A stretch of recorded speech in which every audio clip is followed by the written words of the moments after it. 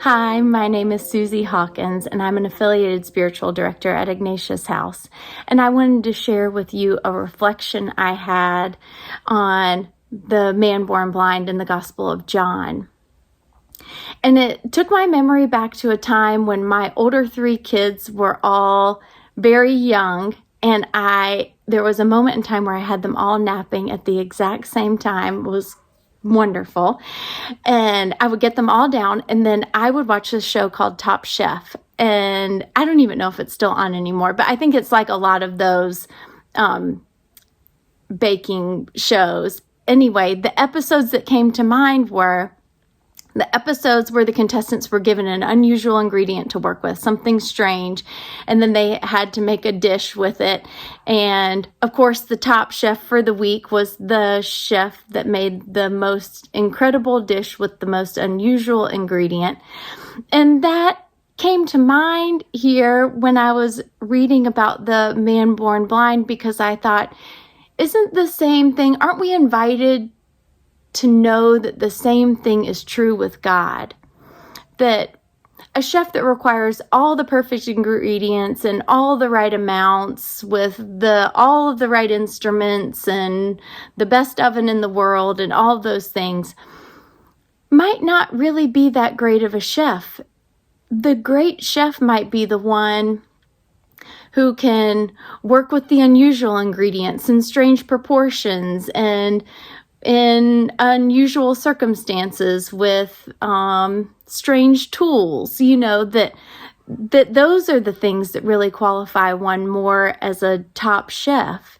And so I thought, it seems like the same is true with God here in this story, that God doesn't require physical perfection out of us. God's power isn't displayed in physical perfection or mental or emotional or circumstantial. Part of our faithfulness to God and our trust in His majesty is that we believe that God can take our strange and unusual ingredients in our life and make something wonderful from them.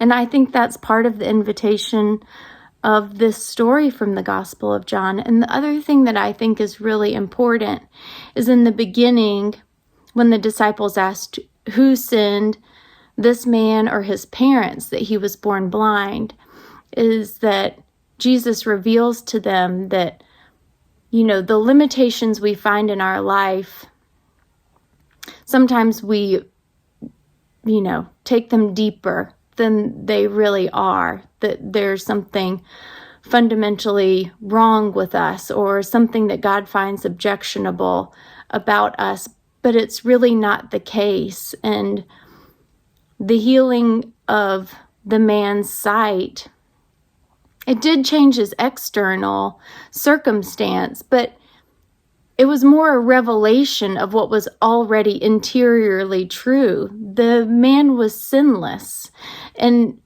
people couldn't see or understand that while he was blind. It wasn't his sin or the sin of his parents that made him blind.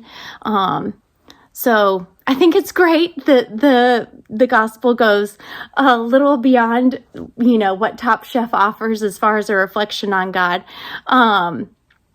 But I guess my big takeaway is just the reminder that my own limitations are no limitations for God. God's not limited by the things that I find limiting. And so we're really invited to this great freedom to trust in God, the top chef that can make a wonderful dish out of the strange ingredients of our life.